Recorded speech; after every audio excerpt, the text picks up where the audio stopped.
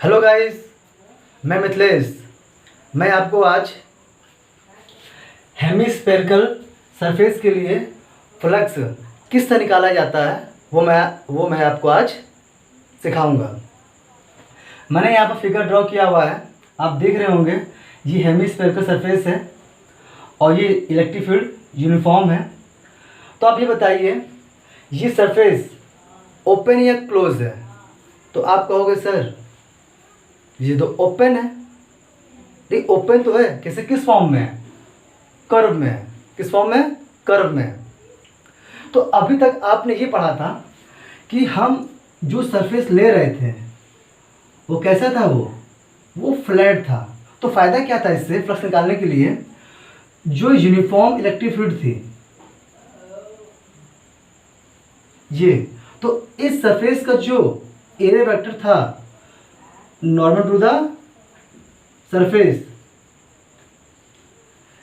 इन दोनों के बीच में इलेक्ट्रिक फील्ड और इस एरिया वेक्टर के बीच जो एंगल होता था थीटा बराबर 0, हर पॉइंट पर वो क्या होता था? वो सेम होता था।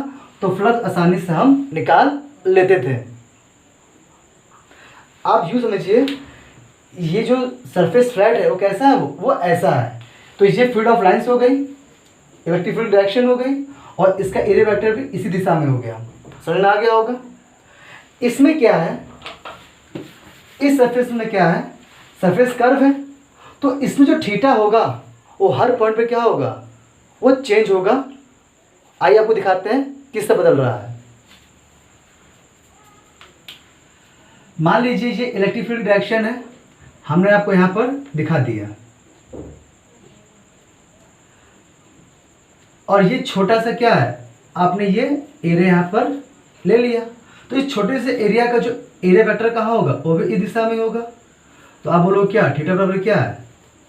0 डिग्री। लेकिन मैं आपसे ये बोलूँ कि इस जगह पर जो इलेक्ट्रिक फील्ड की डायरेक्शन है वो इधर है,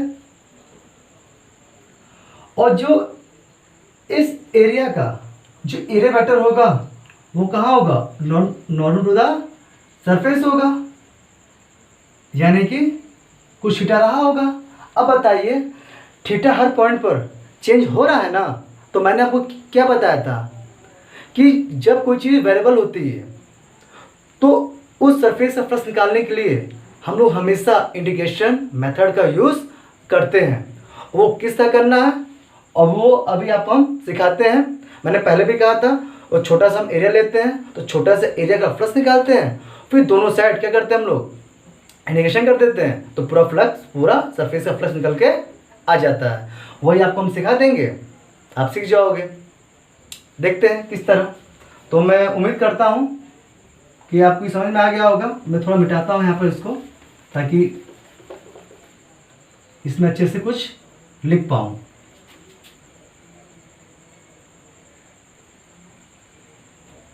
तो देखिए, हम क्या करते हैं, सबसे पहले हम एक एलिमेंट्री स्ट्रिप काटते हैं।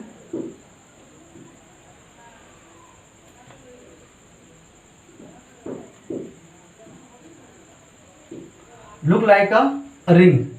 आप फील कीजिए ये कैसा होगा? ये रिंग की तरह होगा, ठीक है। अब ये अब क्या है? ये हेमिस्फेरिकल सरफेस का ये डायमीटर है, तो इसका क्या होगा? ये सेंटर होगा। तो हम क्या करते हैं, सेंटर से थीटा डिग्री पर हम डी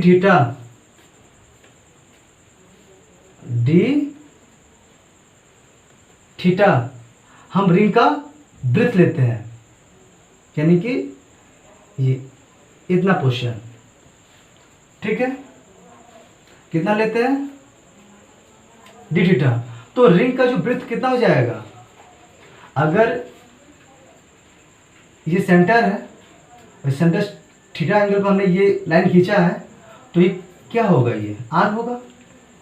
हेमी स्फेरिकल सरफेस का रेडियस होगा ये। तो रिंग का विड्थ कितना हो जाएगा, आर डी थीटा। तो ये बात हमको समझ में आ गया। अब फ्लक्स निकालने के लिए हमें क्या चाहिए, हमें इलेक्ट्रिक फील्ड चाहिए और एरिया वेक्टर चाहिए। तो देखिए ये जो इलेक्ट्रिक फील्ड है इसकी डायरेक्शन किधर है, इधर है। और इस रिंग का जो एरिया वेक्टर है वो कहाँ होगा, मैं इसको यहां लिख देता हूं,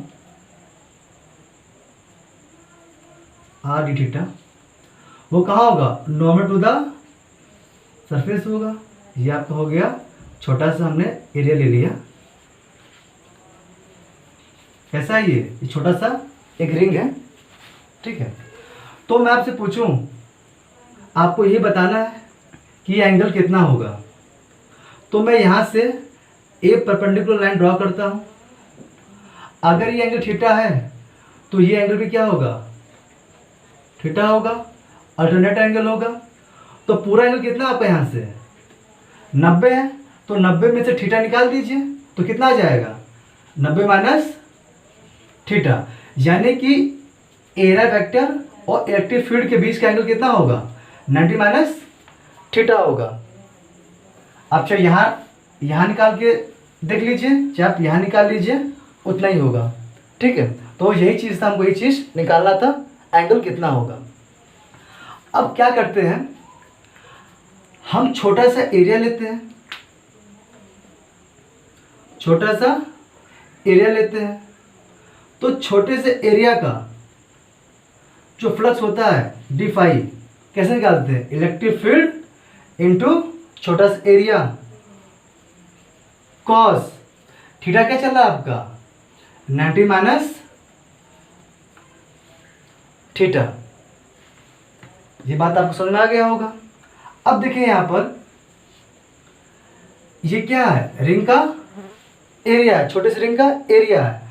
अगर छोटे से रिंग का एरिया है तो उसका रेडियस भी होगा।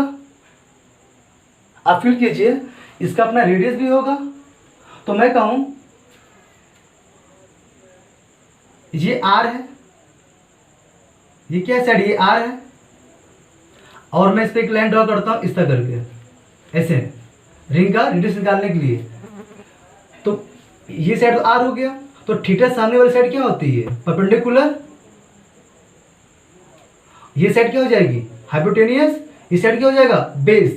तो बेस निकालने क्या था, हमेशा कॉस आता है। तो मैं कहूंगा आर कॉस थीटा। तो स्मॉल रिंग का जो रेडियस क्या जाएगा, आर कॉस थीटा। आप इस तरह फिल कर लीजिए। मान लीजिए ये छोटा सा रिंग है, ये छोटा सा रिंग है, इसकी क्या है, ये रेडियस आपको निकालना है। ये आपका आर है थीटा एंगल पर, और ये क्या है, कोई लाइन परपेंडिकुलर, ये लाइन हमने ड्रॉ किया। तो थीटा से सामने वाला साइड क्या होगा, परपेंडिकुलर। ये क्या आ जाएगा, हाइपोटेनियस। ये साइड क्या आ जाएगा, बेस। तो कॉस फॉर्मूला क्या होता है, कॉस थीटा बराबर बेस बाई हाइपोटेनियस। तो कॉस थीटा, बेस तो निकालना है आपको, हाइपोटेनियस कितना आपका आर है, तो बी कितना आ जाएगा आपका आर कॉस थीटा। उम्मीद करता हूं आपको समझ में आ गया होगा, ठीक है। आप यहां भी बना सकते हो, ये लाइन खींच के इधर खींच दीजिए, फिल कीजिए, तो आपको समझ में आ गया होगा। अब देखिए, अगर रिंग का आपको रेडियस पता है तो उसका एरिया भी आप आराम से निकाल लोगे। किस तरह, तो देखिए डी फाई, ये हो गया इलेक्ट्रिक फील्ड। रिंग का रेडियस आर कॉस थीटा है, तो इस रिंग का सर्कमफेरेंस क्या होगा, आप बोलोगे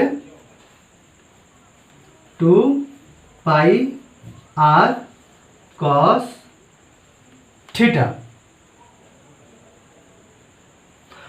तो एरिया निकलता कैसे है? अगर रिंग का circumference 2 pi R cos theta है तो इस रिंग का थिकनेस कितना है?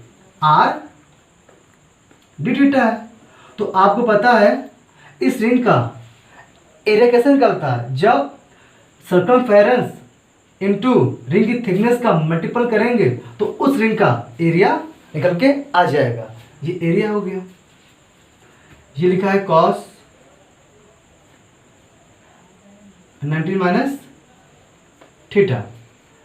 सॉल्व करते हैं। D phi A R R square हो जाएगा, पाई लिखता हूँ यहाँ पर, आर स्क्वायर लिखता हूँ यहाँ पर, और क्या बच गया? 2 cos theta into cos 90 minus theta क्या होता है? साइन थीटा होता है। और ये D theta. D phi A pi R square 2 cos theta into sine theta क्या होता है? साइन 2 थीटा होता है। डी थीटा हो गया। अब एक चीज बताइए, थीटा क्या हो रहा था? वो चेंज हो रहा था। तो आप क्या कीजिए, दोनों साइड क्या कीजिए, इंडिकेशन कर दीजिए, क्योंकि इस रिंग का छोटा सा फ्लक्स निकल गया है, मुझे पूरा निकालना है। तो क्या कीजिए, on taking integration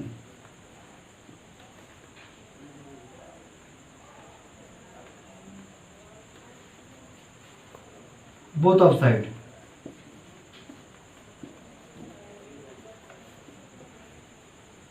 integration D phi integration A pi R sine 2 theta D theta. ये तो वैल्यू कैसी है? कांस्टेंट है। मैंने कहा था कांस्टेंट का इंडिकेशन नहीं होता, उसको बाहर कर दीजिए। और डी फाई क्या आ जाएगा? फाई आ जाएगा पूरे हेमिस्फीयर के सरफेस के लिए।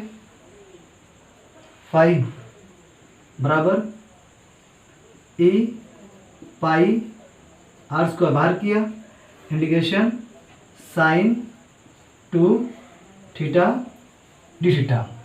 अब देखिए, अब थीटा वेरी कर रहा है तो लिमिटिंग केस तो बनता ही है। जो बच्चे जो मैथ के होंगे उनको पता ही है। तो आप लिमिट क्या लोगे? लिमिट हमेशा लोगे लोअर से अपर, इस पूरे कर्व सरफेस के लिए। तो 0 से कहाँ? On the top bottom pi by 2, 0 से पाई बाई 2, 0 से पाई बाई 2, ये ले लिया। तो फाई बराबर ए पाई आर स्क्वायर। अब इंटीग्रेशन साइन 2 थीटा का होता है माइनस का कॉस 2 थीटा बाई 2। इंटीग्रेशन होने पर जो लिमिट है लोअर टू अपर वो हम बाहर लिख देते हैं। अब क्या करते हैं, इस थीटा जगह पर जो लिमिट है हम उसकी वैल्यू हम पुट करते हैं। कैसे देखिए, यहाँ पर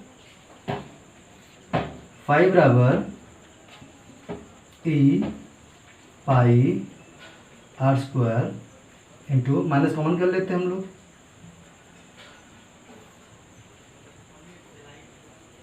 cos 2 इंटू पहले लिखिए अपर पाई बाई 2, अपर रख दिया हमने। अब लोअर की रखने से पहले हम क्या लगाएंगे यहाँ पर? माइनस cos 2 इंटू 0 बाई 2,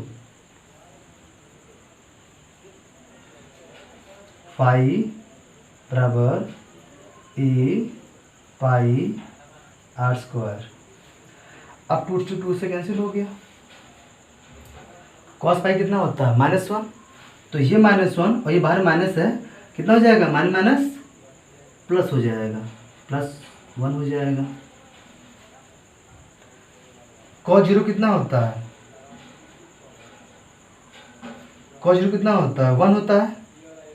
तो ये -1 है और ये माइनस है, माइनस माइनस +1 हो गया। नीचे कितना चल रहा है, 1 मिनट, मैंने यहाँ पर 2 लिखा नहीं है, मैं यहाँ पर 2 लिख देता हूँ नीचे। इसके बट्टे में कितना चल रहा है, 2 चल रहा है, ठीक है, आप समझ जाना। तो ये वैल्यू कितनी आ गई, -1 +1 +1, और इसके नीचे कितना चल रहा है, 2 चल रहा है, ठीक है। तो 1 1 कितना हो जाएगा, 2 हो जाएगा। तो ये वैल्यू यहाँ से क्या हो जाएगा, कैंसिल आउट हो जाएगा। 5 बराबर e पाई r² 2/2, ये कट गया। तो फाइनली आपका 5 कितना आ गया, e पाई r²। जिन बच्चों को इंडिकेशन नहीं आता है, मैं अभी वो सिखा दूंगा आपको। अभी आप पहले इतना देख लीजिए कि फ्लक्स इस हेमी स्फेरिकल सरफेस का वो फ्लक्स कितना निकल के आया, इलेक्ट्रिक फील्ड इंटू πr²। तो इस डेरिवेशन से आपने क्या सीखा, एक बार ऑब्जर्व कीजिए। सपोज कीजिए अगर मैं इसको, ये सरफेस है और मैं यहाँ से क्या लाइट मारूं, मैं यहाँ से इस पर लाइट मारूं, जो इसकी परछाई होगी पीछे वो कैसे दिखेगी आपको, वो सर्कल कैसे दिखेगी, सर्कल दिखेगी आपको। और सर्कल का एरिया कितना होता है, πr² होता है। आप ऐसे मान लीजिए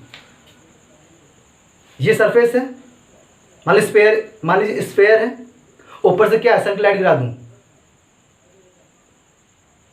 गिर गया, फील हुआ। तो इसकी परछाई कैसे बनेगी, इसके अपोजिट सर्कुलर। तो कितना एरिया होगा इसका, πr²। तो इस डेरिवेशन का मतलब इतना ही था कि इसकी जो प्रोजेक्शन होगा, जो पड़ेगा, वो इसका आंसर होगा। उस प्रोजेक्शन का जो शेप होगा और शेप का जो एरिया होगा वो उसका आंसर होगा उस सरफेस के लिए, कि उस सरफेस का जो फ्लक्स है वो कितना होगा। आपको एक क्वेश्चन देते हैं, आप बताइए। बताने से पहले इंडिकेशन किससे सॉल्व करते हैं वो सिखाते हैं आपको। बता दें इसको, जो बच्चे मैथ के होंगे उनको पता होगा।